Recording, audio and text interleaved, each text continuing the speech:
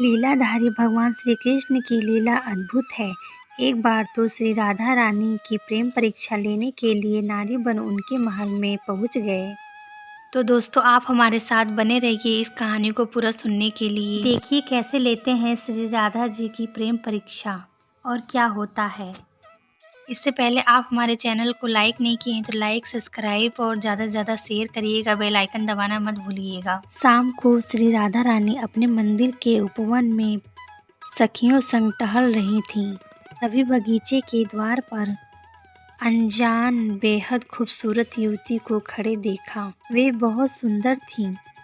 उनके चेहरे की चमक देख श्री राधा की सभी सहेलियां अचरज से भर गईं। श्री राधा ने गले लगाकर स्वागत किया।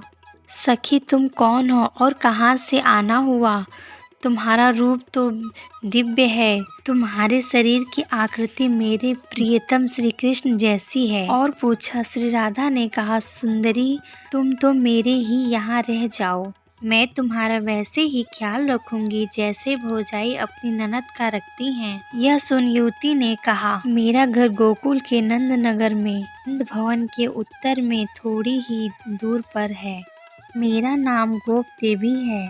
मैंने ललिता सखी से तुम्हारे रूप गुण के बारे में बहुत सुन रखा था, इसीलिए तुम्हें देखने के लोभ से चली आई। थोड़ी ही देर में गोप देवी श्री राधा और बाकी सखियों के साथ घुल मिलकर गेंद खेलने और गीत गाने के बाद बोली, मैं दूर रहती हूँ, रास्ते में रात न हो जाए, इसीलिए मैं अब जाती हूँ। इसके जाने की बात सुन श्री राधा की आंखों से आंसू बहने लगे। वह पसीने पसीने हो वहीं बैठ गईं। सखियों ने तत्काल पंखा करना शुरू किया और चंदन के फूलों का इत्र छिड़कने लगी। यह देख गोप देवी बोली, सखी राधा, मुझे जाना ही होगा, पर तुम चिंता मत करो, सुबह मैं फिर आ जाऊंगी। अगर ऐसा ना हो तो मुझे गाय, गौरस और भाई की सौगंध है। यह कहकर वह सुंदरी चली गई। सुबह थोड़ी देर से गोप देवी श्री राधा जी के घर फिर आईं तो वह उस भीतर ले गई और कहा, मैं तुम्हारे लिए रात भर दुखी रही। अब तुम्हारे आने से जो खुशी हो रही है उसकी तो पूछो ही नहीं। श्री राधा जी की प्रेम भरी बातें सुनने के बावजूद जब गोप देवी ने कोई जवाब नहीं दिया और अनमनी बनी रही तो श्री राधा जी ने गोपनी देवी की इस खामोशी की वजह पूछी। गोपनी देवी बोली, आज मैं दही बेचने निकली। संकरी गलियों के बीच नंद के श्याम सुंदर ने मुझे रास्ते में रोक लिया और लाज शर्म ताक पर रख मेरा हाथ पकड़कर बोला, मैं कर यानी टैक्स लेने वाला हूँ, मुझे कर के तौर पर दही का दान दो। मैंने झटक डाला, चलो हटो, मैं कोई कर नहीं दूंगी। उसने लपक कर मेरी मटकी उतारी और फोड़कर दही पीने के बाद गोवर्धन की ओर चल दिया। इसी से मैं चुप हूँ। श्री राधा जी इस बात पर हंसने लगी, पर हंस देख गोपनी देवी बोली, सखी, यह हंसने की बात नहीं है। वह काला कलूटा ग्वाला न धनवान न वीर आचरण भी अच्छे नहीं, मुझे तो वह निर्मोही भी लगता है। सखी, ऐसा लड़के से तुम कैसे प्रेम कर बैठी? मेरी मानो तो दिल से निकाल दो। श्री राधा जी बोली, तुम्हारा नाम गोपनी किसने रखा? वह ग्वाला है, इसीलिए सबसे पवित्र है। सारा दिन पवित्र पशु गाय की चरणों की धूल से नहाता है। तुम उन्हें निर्धन ग्वाला कहती हो, जिसको पाने को लक्ष्मी तरसती हैं।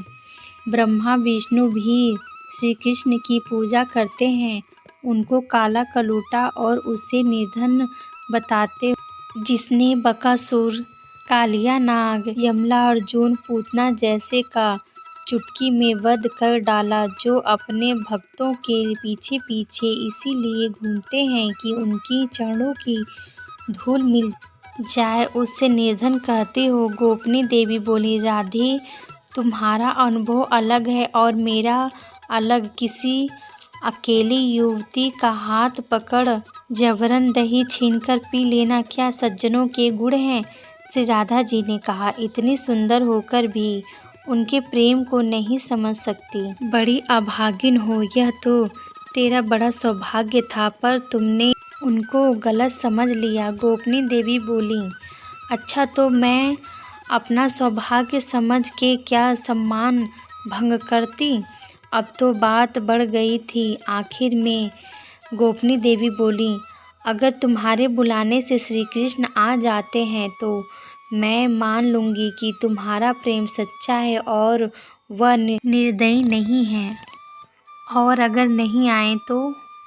इस पर राधा रानी बोली, यदि नहीं आए तो मेरा धन भवन तेरा। शर्त लगाकर श्री राधा रानी आंखें खुद ध्यान में बैठ श्री कृष्ण का एक एक नाम लेकर पुकारने लगी। जैसे जैसे श्री राधा रानी का ध्यान और दिल से की जाने वाली पुकार बढ़ रही थी, सामने बैठी गोपनी देवी का शरीर कांपता जा रहा था। श्री राधा के चेहरे पर अब आंसुओं की झड़ी दिखने लगी।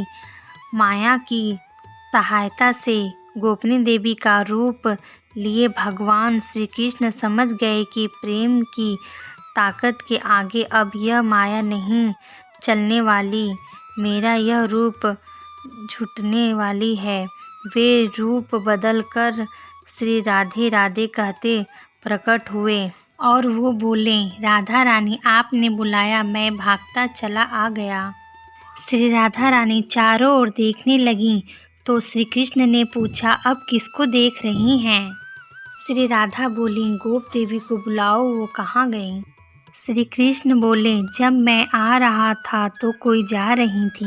कौन थी? राधा रानी ने उन्हें सारी बात बतानी शुरू की और श्री कृष्ण सुनते चले गए। मंद मंद मुस्कुराते हुए श्री कृष्ण ने कहा, आप बहुत भोली हैं, ऐसी नागिनों को पास मत आने दिया करें।